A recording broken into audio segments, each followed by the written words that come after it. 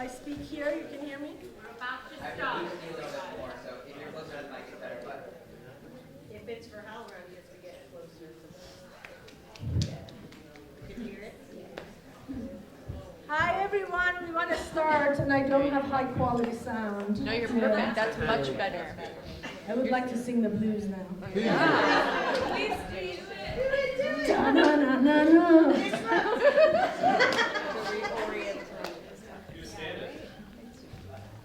All right, friends. Hello, good afternoon, and welcome. I'm going to read my notes because my brain doesn't work anymore, so I have to read my notes. I want to say happy convening, everyone. Who's up there laughing? Aha! I see you up there laughing. All right. I have to say that it's really great to see all of you in the same room. Yes. Yeah, these gatherings and these conversations are invaluable, and I hope that you appreciate them as much as I do. I want to begin by acknowledging that we are standing on the ancestral land of the Ohlone Ramaytush people. May their spirit guide us through our work this weekend and propel us towards collaboration and deeper understanding of our own shared humanity. A lot of time and effort goes into putting something like this together. Let me thank everyone who has and is making this gathering possible. Who Golden Thread staff are in the room? Stand up.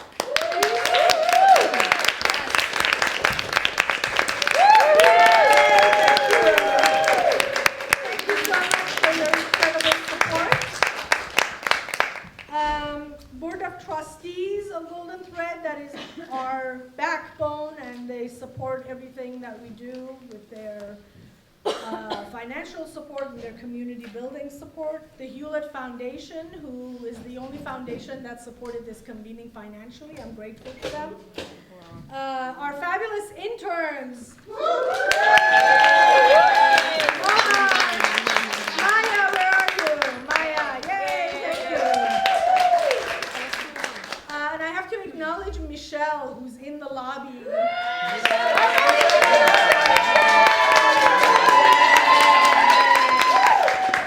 Thank you. I want to say your work is seen, and I'm very grateful for everything that you're doing to make this weekend happen. You already know this, but I'll just say it, that these sessions, the public sessions, are being live streamed on HowlRound. If you don't want to be live streamed, sit behind the camera. Also, I don't know if we are we getting comments on Twitter and Facebook? We're coming in. All right. Well, Julius is managing that, and if something exciting comes in, please share with us. We should have said this earlier, but I'll say it now. If you have, turn off your cell phones in case of an emergency. There's a door here and there's a door there. And already today we've had 2 sessions, a fabulous conversation early in the day about how to get more of our plays on US stages. And a really productive conversation just now about mentorship and intergenerational support in our community. I'm hoping that these conversations will generate actionable strategies that we can then, as a steering committee or as representatives of our community, implement. In a few minutes, I'm going to invite members of the steering committee to the stage to provide some context and background information to how we got to where we are, because as you can imagine, years and years of work and community organizing has gotten us to the point that we are here. Where am I on my page? I don't know.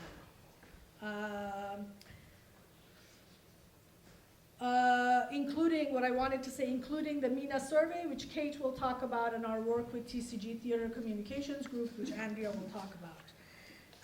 As I was thinking about gathering this weekend, I was reminded of a turning point in my own sort of thinking about Golden Thread and Golden Thread's role, which is actually surprising, so I thought I might share it with you. A few years ago, we were doing a strategic planning process for Golden Thread, and we were at a staff and board retreat.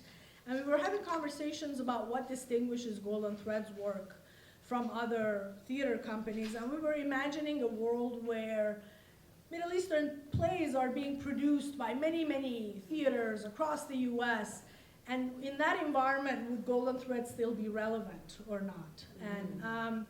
And we, as we were sort of digging deep into that conversation, you know, we have always acknowledged that we kind of came up with the term Middle Eastern American theater. We made peace with the term Middle East, despite its colonialist baggage, just because of practicality and the fact that it's recognizable, but always being aware of, super aware of the connotation. So we've always thought about the term Middle East a lot, but not the American part. So it was interesting at this retreat, the conversation was about, but we're not a Middle Eastern theater company, we're an American theater company. And you may be surprised to hear this, but that came as news to me, right? That took me, like, I was taken aback by that statement. And then I started thinking about, well, what does that mean? What does it mean to be producing this work in the US, in this environment? And this retreat was in 2013. It wasn't like during the 2000s while Iraq was being invaded and destroyed. You know, we survived through making theater. We survived those years through making theater. So we've always been very aware of our relationship to the Middle East and what's happening there. But maybe, I think that turning point was when I actually began thinking about our community here and our existence as a growing immigrant community in the US and what that means for us making theater in San Francisco and in other cities. I think that discovery, you know, then we called ourselves the first American theater company devoted to plays from or about the Middle East. That's where that sort of statement came from. Before that, we were a theater company exploring Middle Eastern cultures and identities. So it's a subtle difference, but it's also a profound difference, and it's a way of, I think, looking at your work differently. It made, I think that discovery, that statement made me take greater ownership of Golden Thread's role in the US as an organizing force in the country. Before that, I've always had a great relationship with Jamil Khoury at Silk Road Rising, and we had, with the LARC, we had launched a play commissioning program, Middle East America, which Jamil called it Middle East America, and it was an ongoing program. So we had kind of a national network or partnership, but I contacted Jamil after this retreat and talked to him about what I felt was the need to actually gather our community. Because, I don't know, I thought if I hadn't realized that I'm a Middle Eastern American, or that this company is an American company, then there must be so many others that are in that same situation, right? And I don't know how it is for you trying to tell these stories in your community, but it can be a lonely experience, right? You feel like you're banging your head against the wall. You feel like nobody understands what you're talking about. You feel like you have odd political beliefs. And so Jamil and I began talking about how do we gather our community. The LARC had been a partner to us. Catherine Correa at that point was becoming more involved with the Middle East America initiative, but also reaching out to artists in the Middle East. And so we began talking about hosting a convening, and Catherine was able to host a convening at the LARC in 2016. Jamil was able to organize what TCG calls affinity group meetings during the national conference at TCG. And we began kind of meeting our community, right? Like the artists that self-identify as Middle Eastern American theater artists. And we learned a lot in that process. I think one of my specialties is sort of to sense what's missing and then try to, I don't know, try to address it if I can. So at the affinity sessions, we began sensing the absence of leadership and representation in our community. And I don't have to tell you that representation matters, right? Yes. Being able to tell our stories in our own words matters. And I'll just say this, and if you want to, question me about it later, do that. But the reason why the wars in the Middle East are happening, one reason is because it is justified in the popular media, in the popular imagination of Americans, right? Yes. And that's what we're fighting. That's what we're trying to counter. And that's not an easy thing.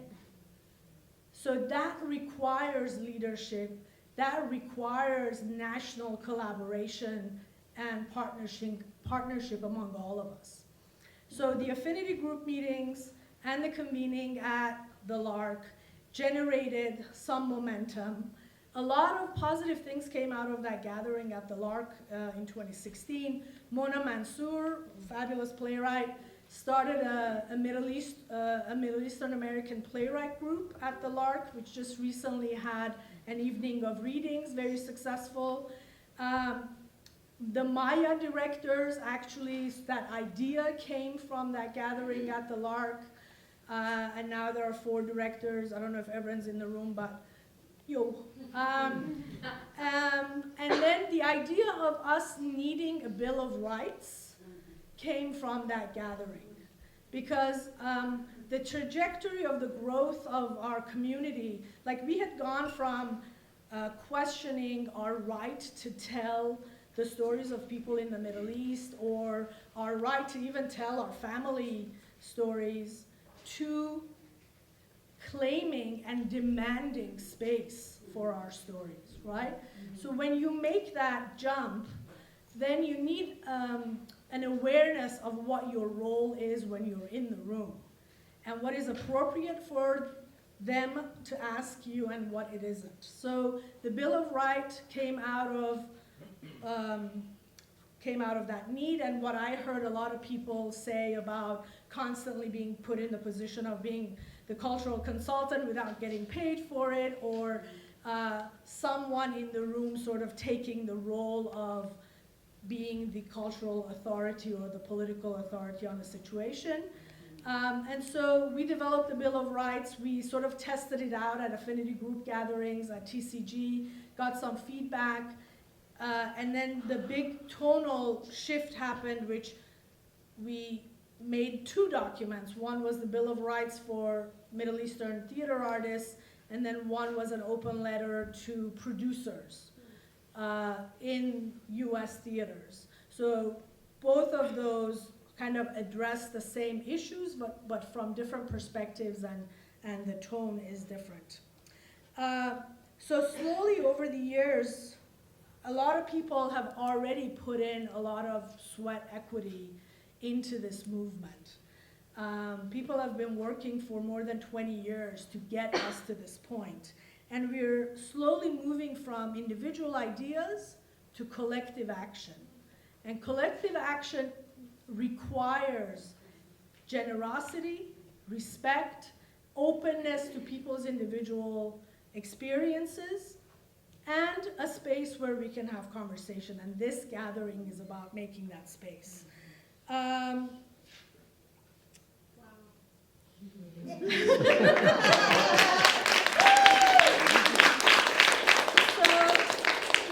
as we continue our conversations this weekend, I want to invite you to visualize yourself as a theater maker. Visualize yourself in 10 years. What kind of theater maker are you? What kind of environment do you want to be making theater in? Who are you collaborating with? Who else is in the room? Who is running that theater company? What other kind of theater are they putting on their stages?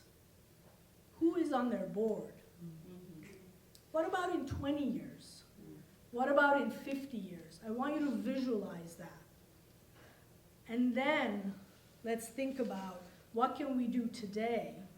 What kind of ideas and recommendations can we come up with today to bring about that vision? Our work today is about Middle East, North African community of theater artists. But I also want to offer that as we define the future of Middle Eastern American theater, we are in fact redefining American theater. Visualize that. Let's talk about that future. Yeah? Yes. All right, thank you. And now I want to invite Kate and Andrea to come on stage, and Kate's going to talk about our community survey and some of our findings, and then Andrea's going to talk about our work with TCG.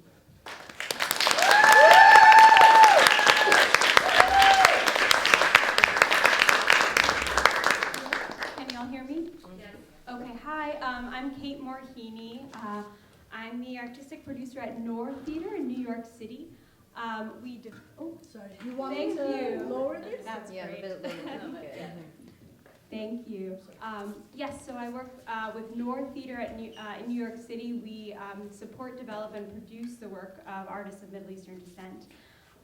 And as part of, continuing the work that was just discussed, we were asked to be part of a group of theaters of color at the latest TCG Theater Communications Group Conference. And as we began to sort of prepare for this, and Andrea will talk a lot more about our time there, but as we began to prepare and think about sort of how we could best serve the community, we thought, well, we need to first get a sense of who is this community. We have a sense sort of these are some artists working in New York, these are some artists working in California, Chicago, across the country, but who are we as a group, and how can we best represent this group and come together as a coalition? So we've created this MENA Theater Community Survey. And we thought that as the community grows in the US, this would be a way to build a national network to advocate for our community as a whole. And we hope to use the survey to better understand our needs and help advance our cause and best represent the concerns of the community as a whole. As was mentioned in one of the earlier sessions today, I just want to say it again, we decided to define Middle East and Middle Eastern very broadly, using a definition developed by Golden Thread and Silk Road Rising. The definition is that we embrace the multiplicity of ethnic and religious identities that span Southwest Asia, North Africa, Central Asia, the Caucasus, parts of Mediterranean Europe, and our diaspora communities. We understand that our respective backgrounds in terms of rich pluralism and interconnectedness. So just want to say that that was really important in coming up with this, that it felt like an inclusive document. So in the initial survey, it's a live, active document. So if there's anyone here or listening through HowlRound who hasn't filled it out, we can maybe post the link. The goal is to get as many folks as possible to fill it out. We have 100, as of June, we had 191 participants from both the US and across the world. There were 16 theatrical disciplines represented. And this is my favorite. Collectively, we had in this group 2,492 years of experience in the field. Yeah, we don't know. The most important takeaway, there was some demographic information that we collected. We found that the top 5 theatrical disciplines represented were performers, playwrights, directors, producers, and administrators, but there were, of course, folks in many other fields as well. Those were just the top 5. We found that of the regions in the US that were represented, we found that 37.7% were from New York, 23.6% were from Chicago, 11% were from the San Francisco Bay Area, and 8.9% were from LA. Again, this was just our initial survey of the folks who we were able to reach out to. We also had 18.8 folks from other regions, including a number of folks from outside the US. We measured age range, whether or not folks identify as a person of color. We found that 27% of our community of the people we surveyed identified as a member of the LGBTQIA+ community. So we just wanted to see sort of who exists in our community. We found that a number of folks were members of professional theater unions or organizations. 66% were a member of Actors Equity. 5.7% were a member of Stage Directors and Choreographers Guild. We found that 14.4% were members of Theater Communications Group. So this data is helpful in that it'll help us to sort of chart the growth of our community over time. The biggest takeaway, though, from the survey was we wanted to know what were the top most important issues facing our community. What did people think were the things we should most focus on as a network? And those were, the first was more of our plays produced at major theaters. So, that makes sense that was the top thing that people thought we should focus on. The second was greater national visibility, followed by more seats at the table, or greater voice and impact, followed by access to funding, followed by creating a MENA community network, which is some of the work that we're hoping to do now. So with that overview of the survey, we have hard copies of it if anyone wants to take a look later on. I'll hand it over to Andrea to talk more about our work at TCG in the Theater Communications Group Conference.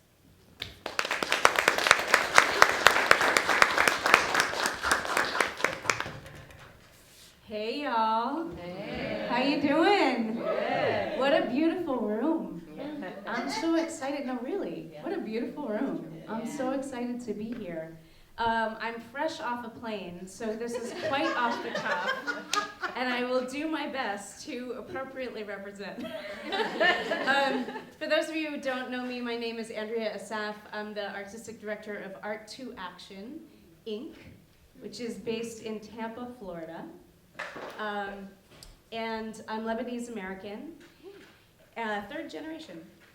And we all come to this, I feel like this is a moment, I feel like we're in a delta right now, right? This is a moment of many streams, many rivers conjoining, and converging, convening, yes, thank you.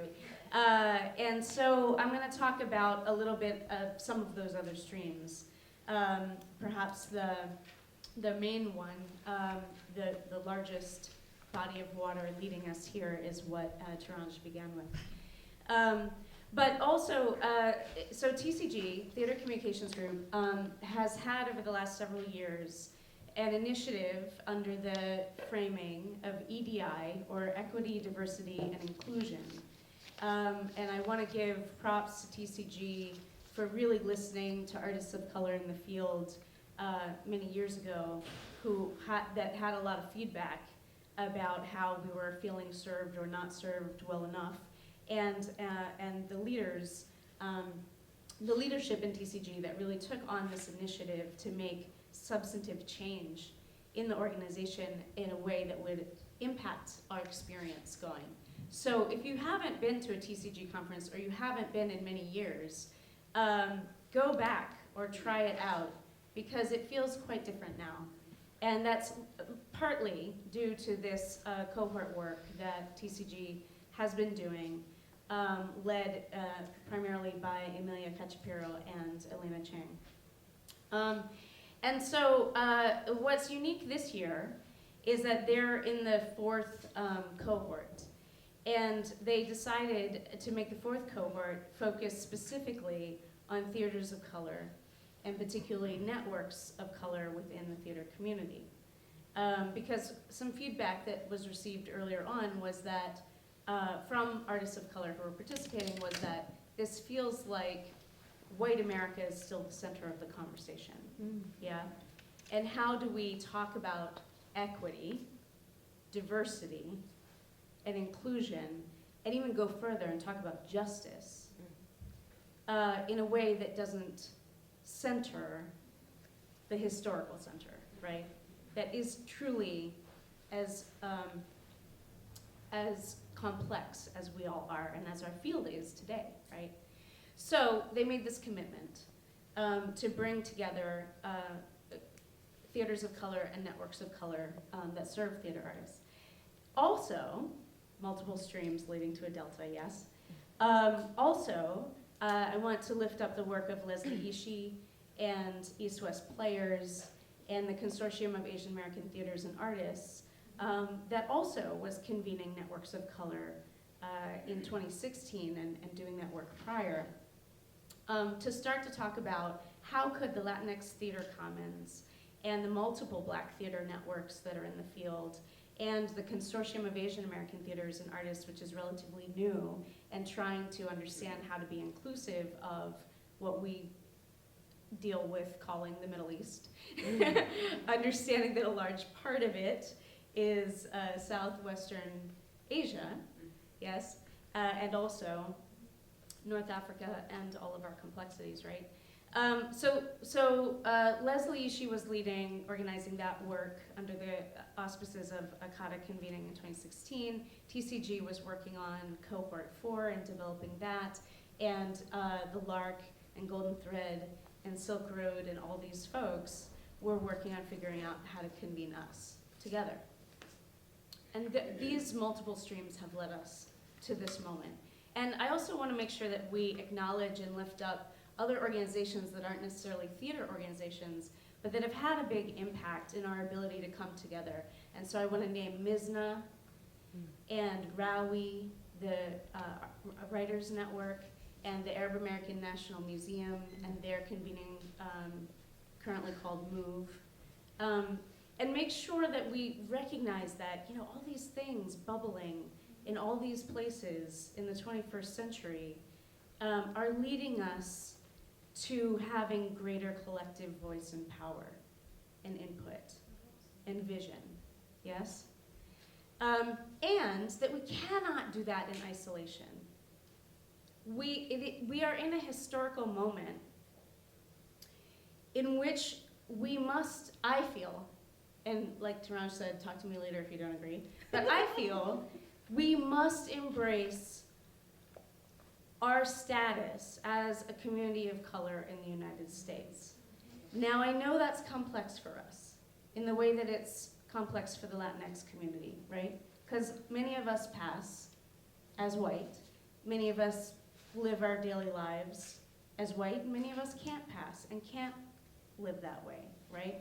And yet we're all trying to share our cultural and artistic experiences within this highly racialized society that we live in called the United States of America, which is itself a problematic term, but that's another conversation.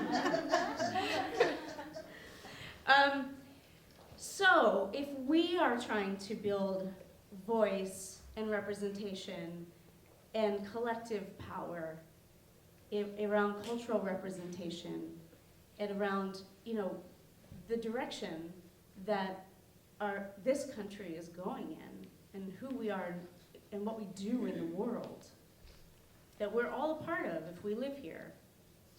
Like it or not, we're all a part of what the United States is doing in the world, yeah? Mm-hmm. That's a lot to reconcile for a lot of us, right? Mm-hmm. But we can't do it alone. As complex as our communities are and hard as it is for us to get on the same page and to get together about who we are and what the Middle East is and where we fit in it and what it means to be that in this country, in this context, we are doing that alongside communities of color that have been in this conversation and leading this conversation and doing this work and fighting this fight for a very, very long time. And we don't have to reinvent the wheel, right? We can learn from each other. We can learn from the Latinx Theater Commons. We can learn from the Black theater networks. We can learn from the struggles for civil rights in the South. I was born in Virginia. I live currently in Florida.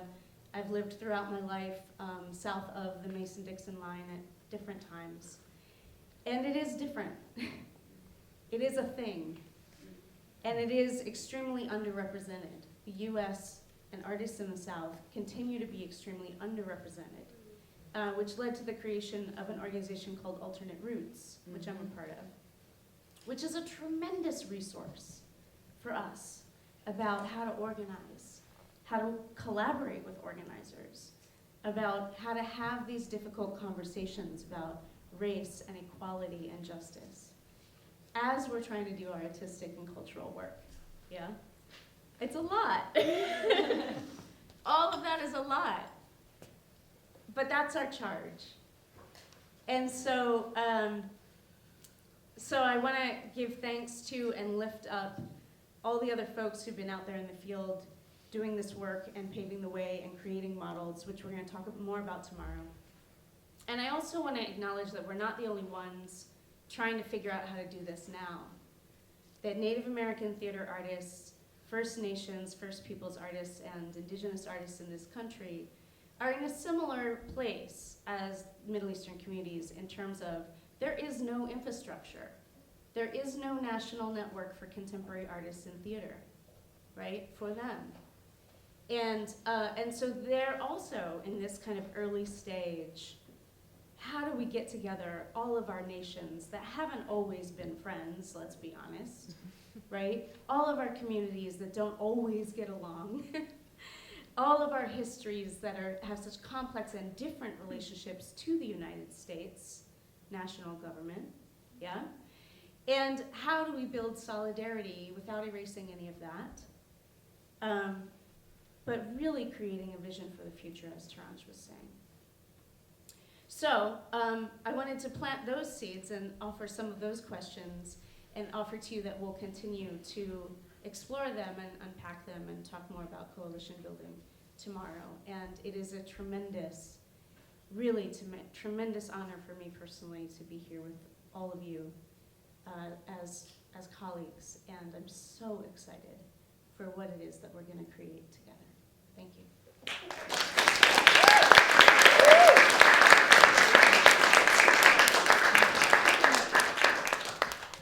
All right, so I want to thank you, Andrea. Thank you, Kate. I want to invite the rest of the MENA Steering Committee to please join us on stage.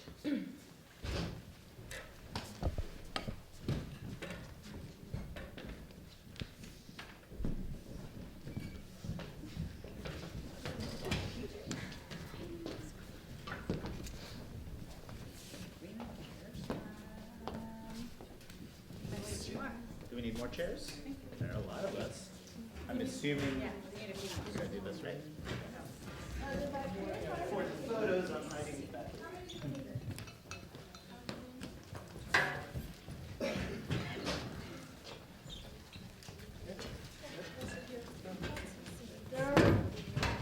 I feel like we should kind of dance break.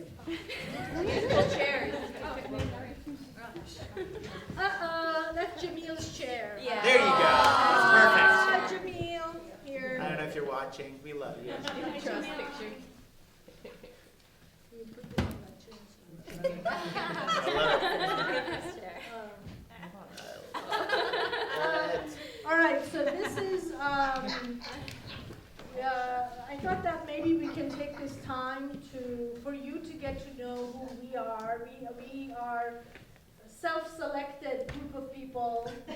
Volunteers. We Volunteers who basically decided to call ourselves the steering committee of the MENA community because we had nothing else to do.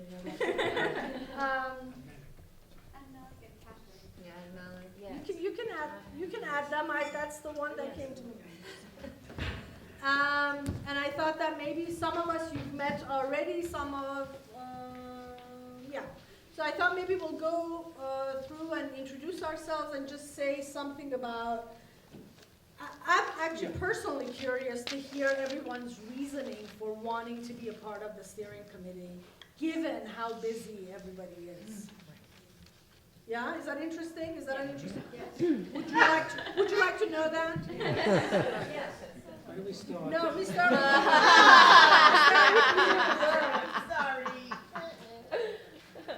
Well, basically, I wanted to be. Who are you? Who am I? Yussef Guindi, playwright. I just, we've been talking about coming together and trying to create a presence, everything Andrea was talking about, and it's been a long time coming. It's been just a long slog and a long struggle, and trying to create a presence on the theatre scene here. And I just wanted to, offer my 2 cents and, to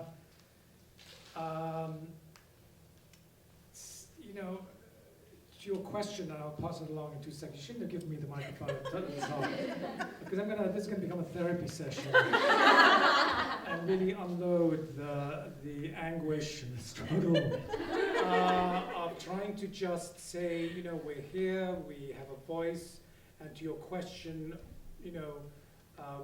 where might we be 20 years from now, 50 years from now? I mean, I keep trying to stress that we're not a conduit for the Middle East. I mean, we are yes and no. That is part of our identity, but we're also part of the diaspora. We're also immigrants, and we have this, we have a voice that's partly emanates from the Middle East, but also emanates from our experience here. And I sort of want to keep emphasizing that we are, Middle East Americans. And that has value, and that's a voice worth hearing from. And if tomorrow all the wars and all the conflicts stopped and ceased, and there was a wonderful resolution, and we all walked away happy, we'd still have something to talk about. We're still relevant in that we are a community, we have particular experiences, and I don't think we should be shy or tentative about expressing that identity on the American stage. Thanks. I'm Torange Yeghiazarian, Artistic Director of Golden Thread. I wanted to become a part of the steering committee because I always think about what do I wish existed that I could benefit from. And so if it doesn't exist, then who can I get together with and make it happen? So I think the steering committee was that. I was excited to know that other people were interested and were willing to put in the work, because the idea has been there. But I think the individuals who are willing to do the work has not necessarily always been there. So this moment felt rich with possibilities and great potential. Hello, I'm Denmo, Ibrahim. I'm an actor and a writer. My inspiration to join the steering committee, I think, came from a place as an artist of feeling that the discomfort of the stories I want to tell they don't always have a place from an interior perspective. And I think the steering committee and the presence of this gathering started to pose these larger questions where I think really for the first time I sort of felt like these are producers and directors, these are, we're coming at this from a larger perspective. And I think I've personally had this question of like what are the resources we need to be able to tell the stories we want to tell, all the way from the production, but also the process, and wanting to be a part of that conversation very much so, if nothing else, than to make sure that those questions have a place and a space to be heard, and that, together we can find ways through. I'm Tracy Francis. I'm a director and producer, and I've been involved with the Middle Eastern theater community for a long time, and like these ideas have been coming up again and again, and nothing's ever really happened with them. I feel like the conversations just have kept going, and for me, I'm just really interested in actually doing something finally. I think they kind of have coalesced in the last couple of years about like, okay, we think we're ready to take some kind of action, and just to find a way to bring community together into how do we support each other as a community, how do we make sure we're better represented in the national theater scene, and how do we advocate for ourselves. So, you're on mic. Hello, I'm Debórah, Eliezer, she, her, hers. I'm a theater maker in the model of ensemble theater, so I'm very interested in how a thing gets done, as much as what it is that gets done, the product that is made. So for me, being in the process of community and asking very difficult questions or passionate questions and being part of dialogue that will, with the objective of, creating change and uplifting the complexity of the identity of this community and the identity that I feel of both from a diasporic position of always feeling othered in some way, and also this idea of belonging and where do I belong, and asking those questions kind of all comes home here. And I love that we're talking about this being American theater, because it is no accident that we are in Northern California having this conversation. As a native San Franciscan, like, that makes perfect sense to me, that this is where the Delta meets here. So, and I guess that cannot be de-emphasized, is how we have that agency to have these conversations, and what we can do with that agency. It's very exciting to me, and I want to be on the forefront of that, and that's why I'm here. Hi, I'm Evren Odickin, he, him, his. I'm a theater director, producer, translator, and writer now. That's new, I keep forgetting.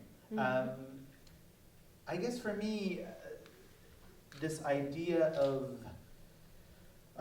giving back is a big part of steering committee involvement, I think, because the reason why I have a career is because of the Middle Eastern community.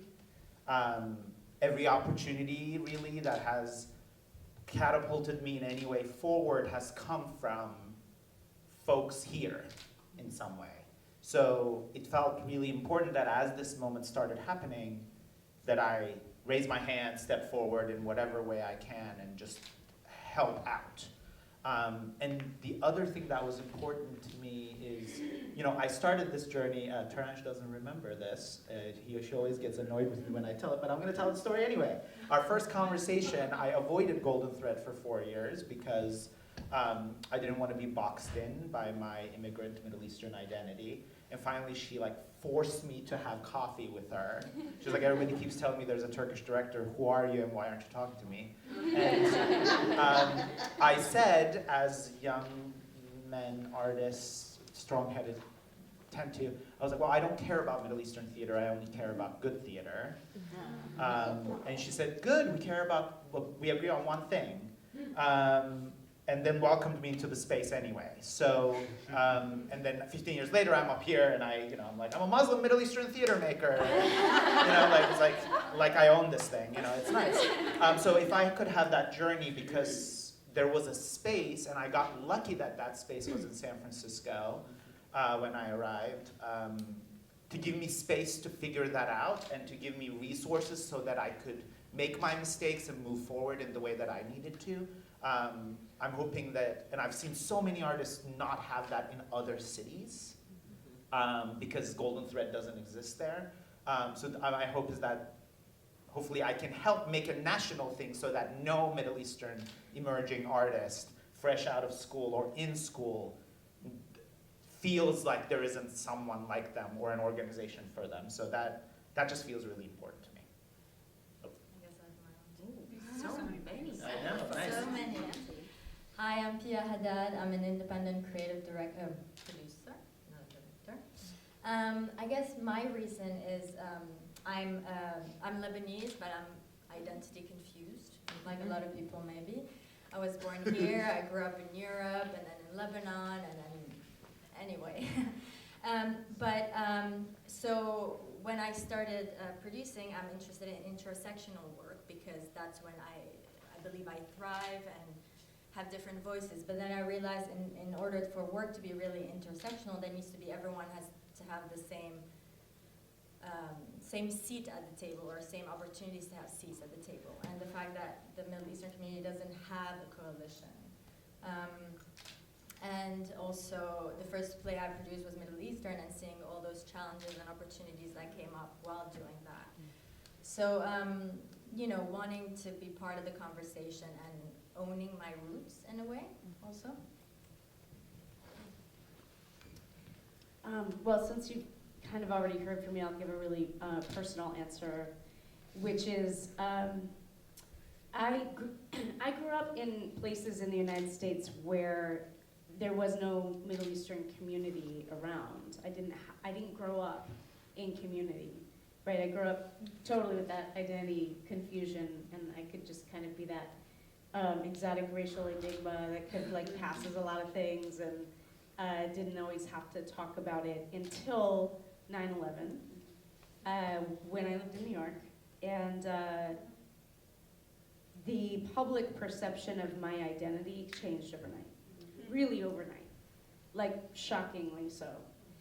And that was also when I was really coming into my own as a creator of original work and as an adult artist. And so really since then, my adult life artistic journey has been about understanding what this is to be Arab American, to be Middle Eastern American. And in the meantime, I've done a whole bunch of organizing and convenings and network building with a whole bunch of other people and not my own community. That I am still finding and discovering, right? And making up and creating by virtue of being here and coming together. And so it's really personal work for me, and I'm really glad to be in it.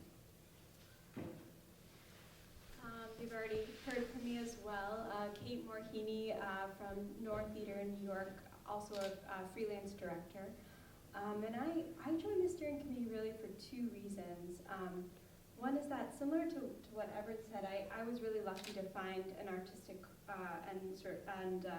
artistic home at Noor really early on after moving to New York. And feel like the Middle Eastern theater scene in New York feels really vibrant and an exciting, beautiful community. And I wanted to be part of creating a larger community across the country. But I feel like I hadn't met a lot of the folks making work in different parts of the country until joining this group. And so for me, it's about wanting to create a larger coalition across the country so that we can all be engaging and all be part of a larger, vibrant community, an exchange of ideas and art. So that was one of the reasons. And then I think the other is just a desire to, as other folks have said, a desire for our work to become part of the American canon, that it needs to feel like it's an integral part of the tapestry of the American theater. Not one thing in a season, but an integral part of it, that it feels like it's at the forefront of the American conversation. So those are the two reasons. So I thought that this could be an opportunity for you all to ask us questions, specifically as your steering committee. But I want to open that up by, so first of all, let me ask, are there questions in the house?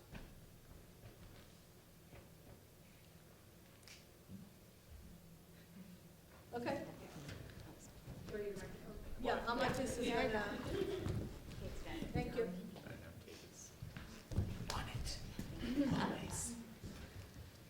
I'm curious, since you're from all over the country, how do you make this happen?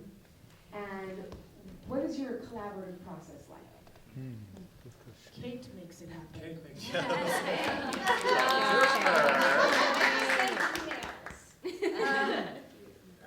We should pass the mic to Kate to to talk about Zoom and scheduling, and but I don't think we should underestimate the value of an organized person who is on top of technology, notes, reminders, all of that. Please speak to that. I don't know how on top of technology I am. I feel like, in fact, well, anyway, that's another thing. But I do feel like the biggest thing in terms of just logistics and planning has been figuring out how to get us all in the same room digitally. It's hard for us to all meet in person. I think this is maybe the first time that this amount of us have been together in person. But face-to-face communication, I think, has been key. I'll be interested to hear what other folks think. But the times that we've been able to have Zoom calls and really discuss ideas and then decide on an action plan and then move forward with that, I think has seemed helpful. Yeah, and I would add that it helped that we had very concrete agendas, right? We had the TCG National Conference was happening, and the question was, how do we prepare for that? Because we were, Kate, Andrea, and I are representatives of our community in cohort 4, TCG's EDI cohort 4. So we needed to prepare for the first cohort meeting that was going to be last June. Where was that? Miami. Oh, Miami. So we had to prepare for that, and then we had to prepare for this convening. So we had very sort of concrete agendas. Other people want to speak to it? I just also want to add, probably jumping to the end here, but that this is the first steering committee. It's going to all change, and that other people will become the next steering committee. And when we determine what the next phase is, what our next goals are, there'll be a new steering committee, and hopefully as many of you who want to join, and so we can take it to the next level. This is just the first iteration. We have committed to serving 2 years on the steering committee. We did. That was my understanding. I think the thing to say, because I was on staff at Golden Thread from the time the first convening for the Middle East America Commissioning Project happened at the LARC, and we've had gatherings like this around ReOrient here, I feel incredibly lucky and privileged that I've been at a lot of these.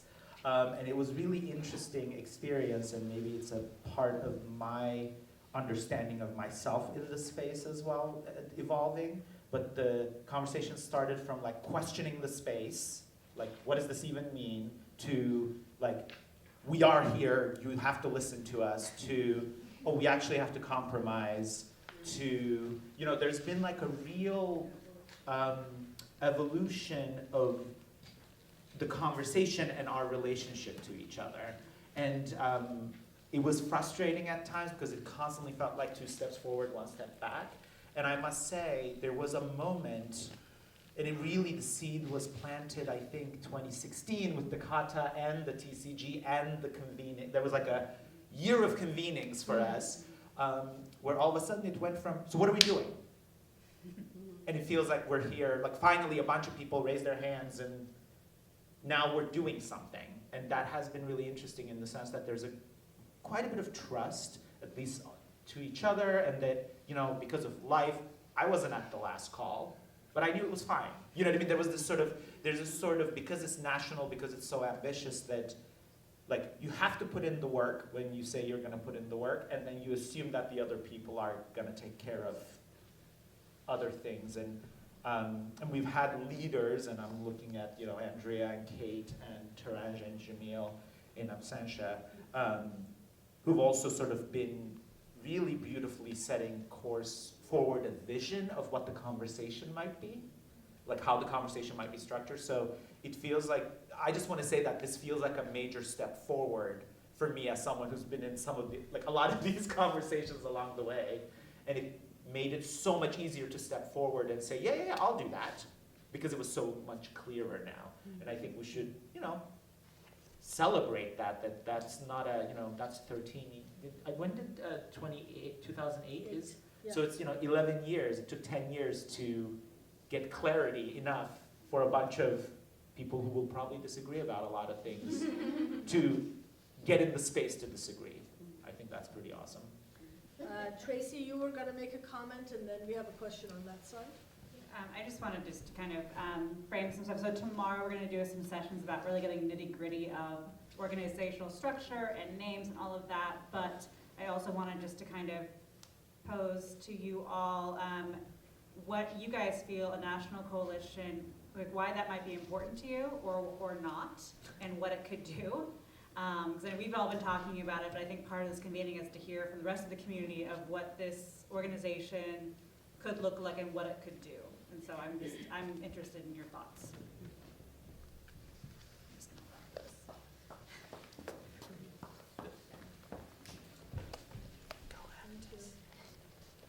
Thank you all.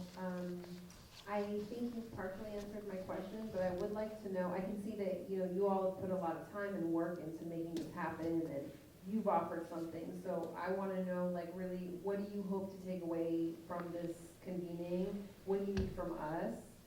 What are your expectations, and what are you hoping to get from, it looks like it's a great turnout, so I want to know.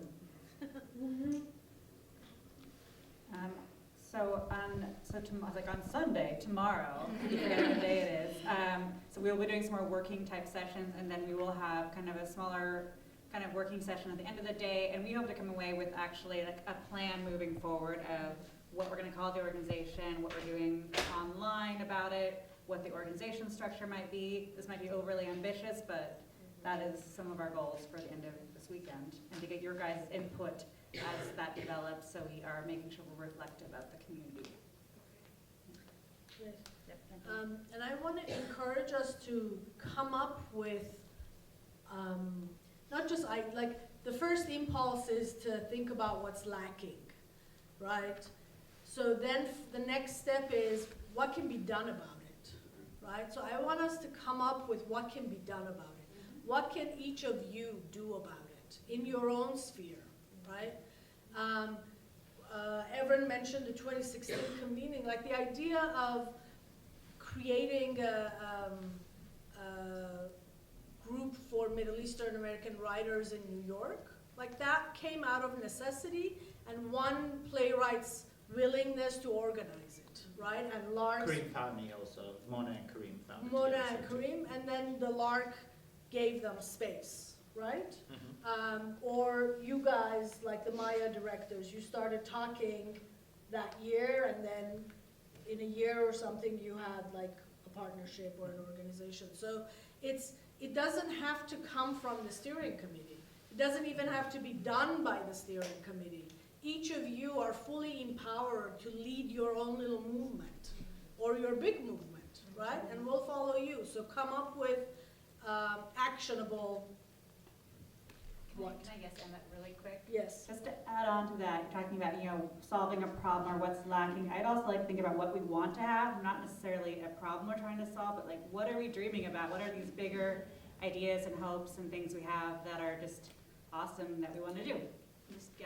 I also just want to give a shout out to those who can't physically be here in the space with us this weekend. If you're following on HowlRound, please make comments. If you know folks on the steering committee that you want to have longer conversations with, or send a manifesto, whatever way that we want this to be a truly national conversation, and we don't want it to be limited to the people who have the time and resources to be in the room, which is why so much of this is being live streamed.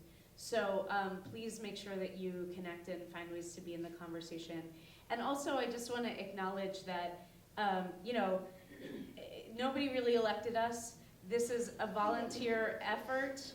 In alternate routes, we have a saying that is it goes, "Who comes is," Like, if we show up to do the work, then we're taking leadership, then we are leaders, right? And so as many of us as have the capacity to be in leadership and be in this process and be a part of it. And so, like, a lot of times at alternate routes, if somebody says, well, I think you should do this, then the facilitator says, that is a brilliant idea, you should definitely do it, how can we support you? Because this is all of us putting in our extra volunteer time to make this movement happen. And it needs all of us. So the door is open.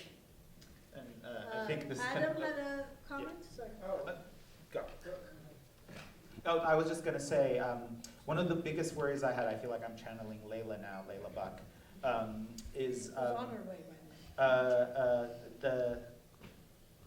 that we must represent everybody and everyone, you know, like, the last thing I want is someone here or in the world to be like, why wasn't I asked?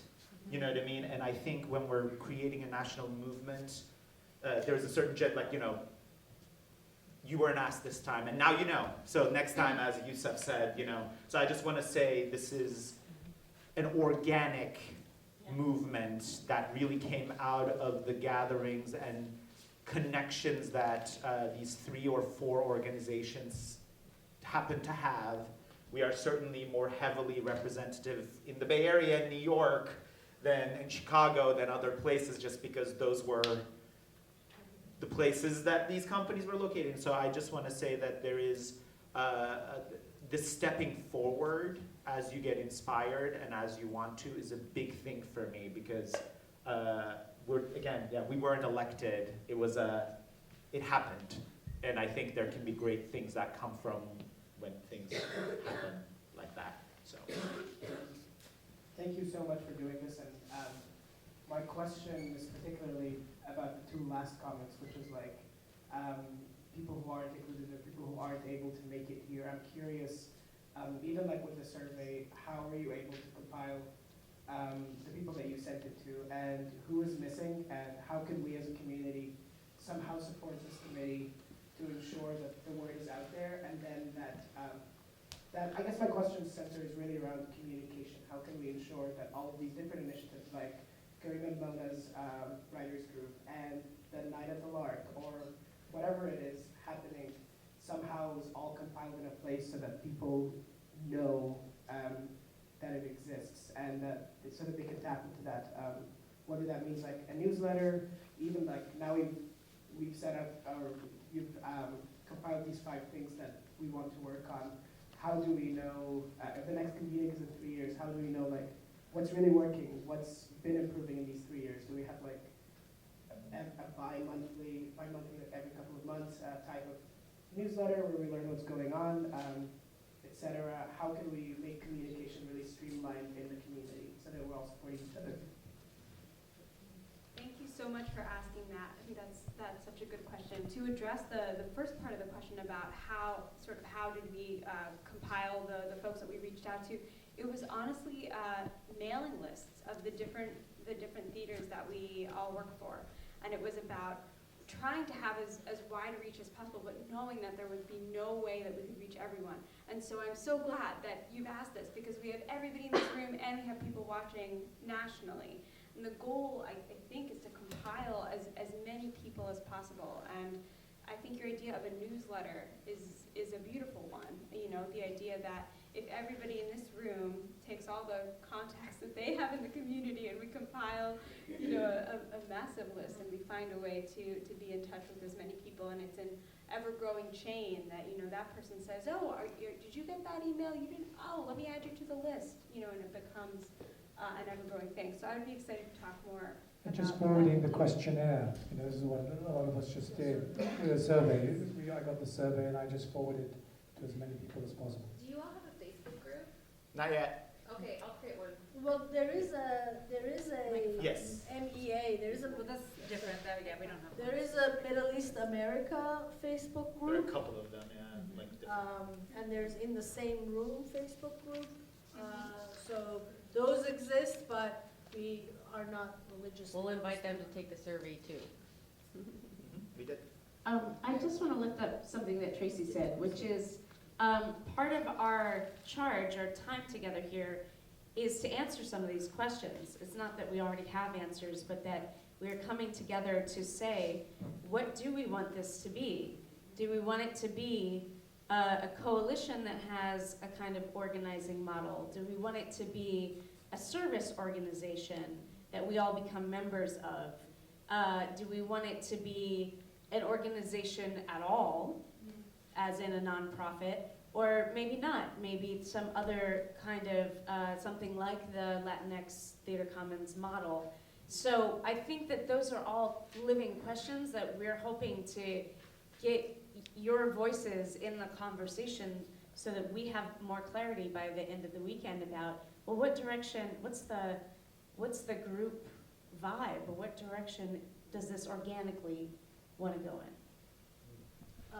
Humaira? Yeah, go ahead. Yeah, I actually want to answer the question as to why I'm here. And first I want to start out by thanking all of you guys for all your amazing work. Can we just...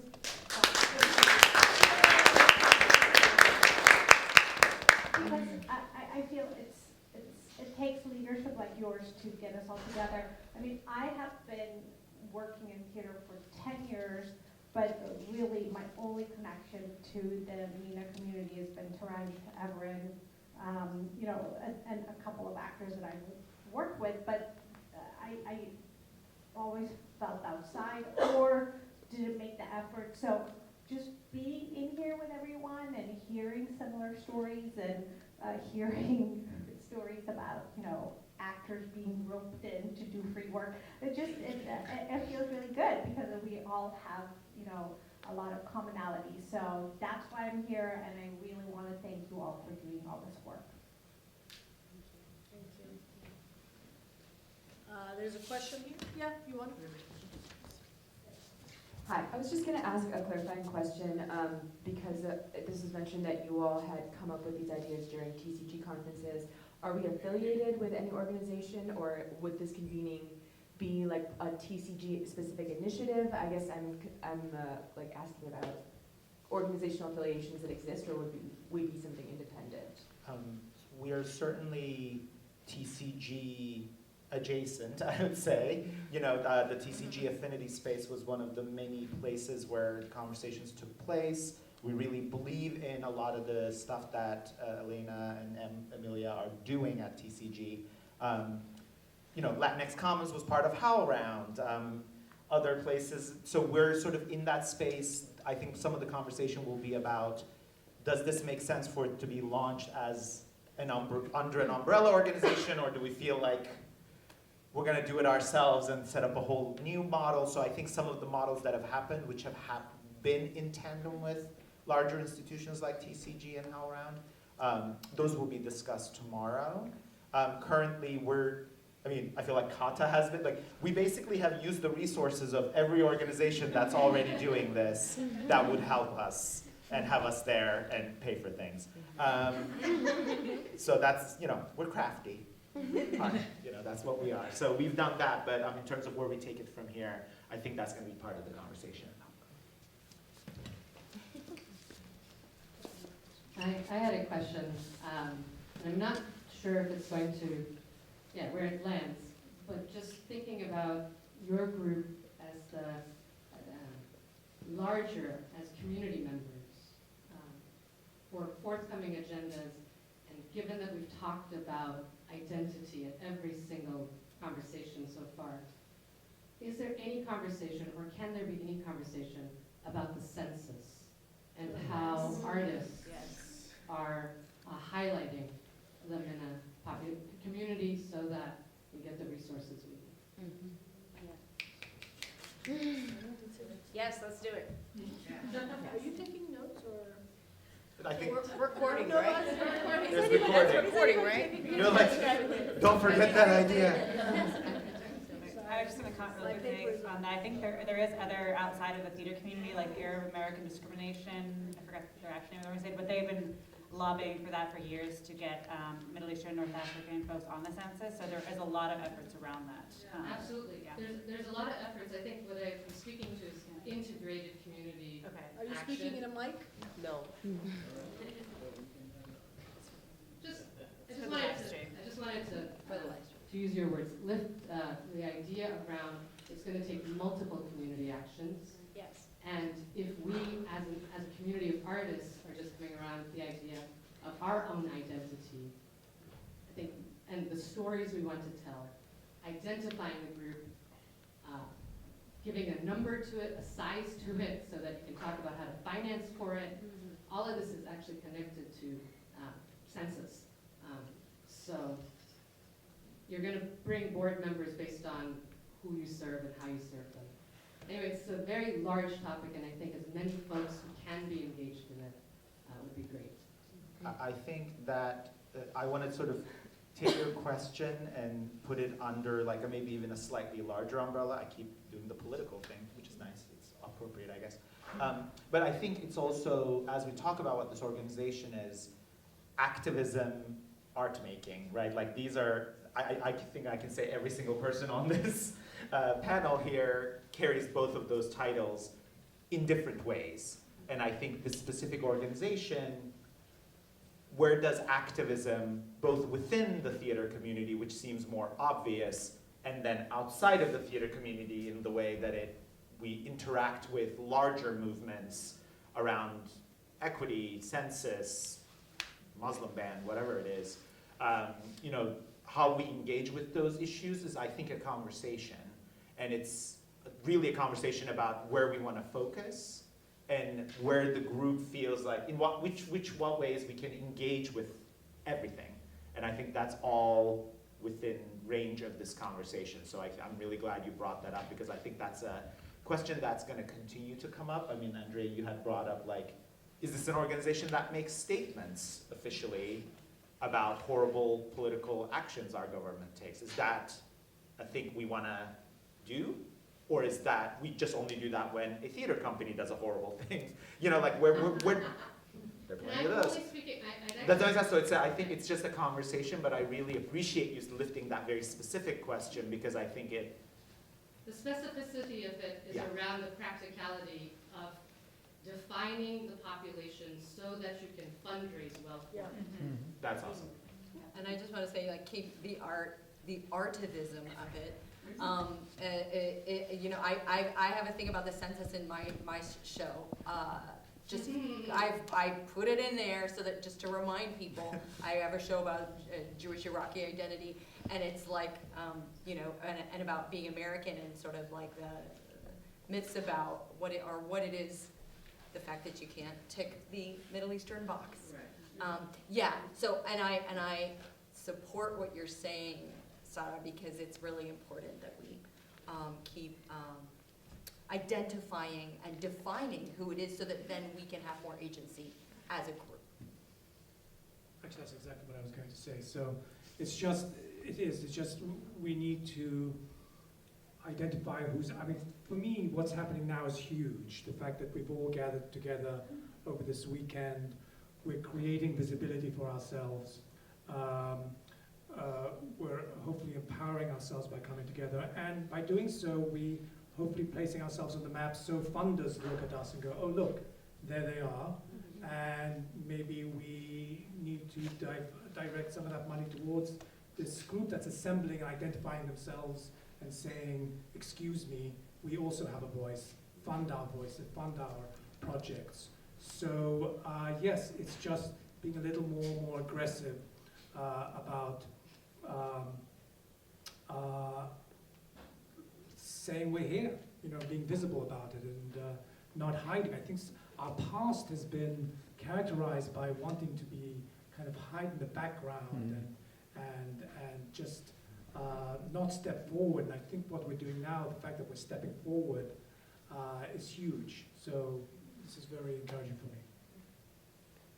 I want to kind of add on to what Evren was saying about kind of more of the political work and organizing. And again, like, these are conversations we can have if we want to take it in this direction, but the idea of advocacy for our community and how do we organize that? Because I can remember certain instances where a theater might do something that was not favorable to our community, and there were frantic emails sent all over to people we thought about, and we're all signing petitions, and it was, you know, there was action, but it wasn't in the most organized, effective way. And so I'm interested in having a conversation about if there are more organized ways to advocate for our community, or to have that kind of more unified voice when something comes up that we need to address.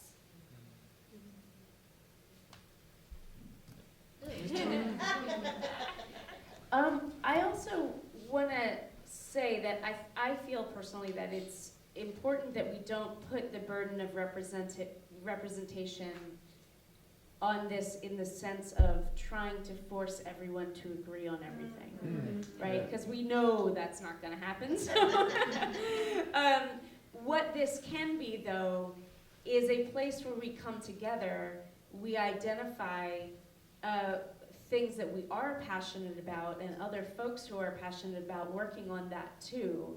And then those folks have a platform and an infrastructure and a way to connect and move something forward together. So that, you know, if there's an issue like the census that I really want to work on, maybe not all of these folks want to work on it, but maybe half of us do.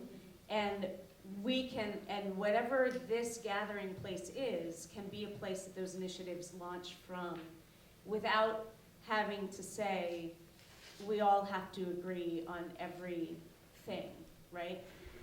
So I think that as we refine what does this structure and process look like, we want to make it flexible enough that it can continue to be inclusive and push our own comfort zones and make things possible that just simply wouldn't be possible if we weren't organized. Other questions in the House?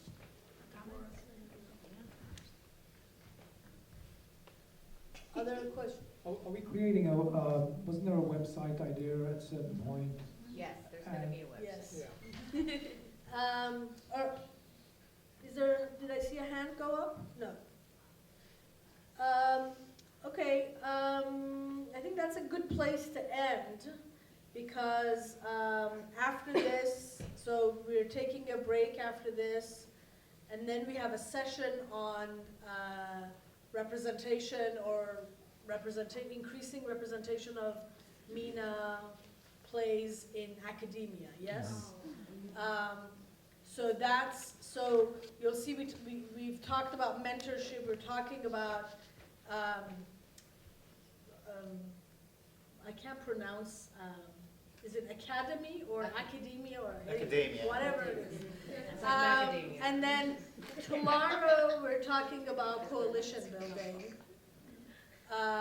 So those are like three aspects of the I guess, outward aspects of our work. And then the working sessions in the morning, this morning and tomorrow morning, are going to be sort of the inward elements of how we work together. This morning we talked about our top priorities, strategizing about them, and tomorrow morning we're talking about what, Andrea? Well, first we're talking about naming our naming, right? and defining and what do we call ourselves, and then moving into coalition building and structure. Yeah, and I have kind of a random question that I just want to throw at you. Show of hands, is there anyone who is concerned about our national coalition being too political? For those watching, there are no hands going up in that. I just want to ask that because I don't want to assume, you know. What do you mean by that? Yeah, that's a good point. I don't know, what do you think I mean by that? What would be concern? I have no idea what you mean by that. Is it political enough though? To me, does that mean we should be endorsing individual people and individual races throughout the country in every community that we're in? That might be too political. If we were going to start saying, hey, here's the list of the council people and aldermen we want you to elect, that might be too political, maybe, but that's why I don't understand it. I don't know what you're exactly asking. Are you talking about advocating for individual political races, or you're saying this group can get super out there and talking about political matters that matters to us. Well, as an advocacy organization, if we're advocating for ourselves, there's a range of action that can be taken. So I think one of the questions in my mind is, what is that range of action for an advocacy organization? And that's something that we can talk about more tomorrow, because we are at time. No mic for you. Something to think about, and I want to invite you to come to the, those of you who self-identify as Middle Eastern and North African theater artists, to join us for the first session tomorrow, where we talk about the nitty-gritty of naming our coalition and what kind of organization and decision-making structure we want to have. And Andrea is going to be leading that with Tracy? And Layla. Okay, great. Thank you. Take a break for 30 minutes, and we'll see you back here in 4:30.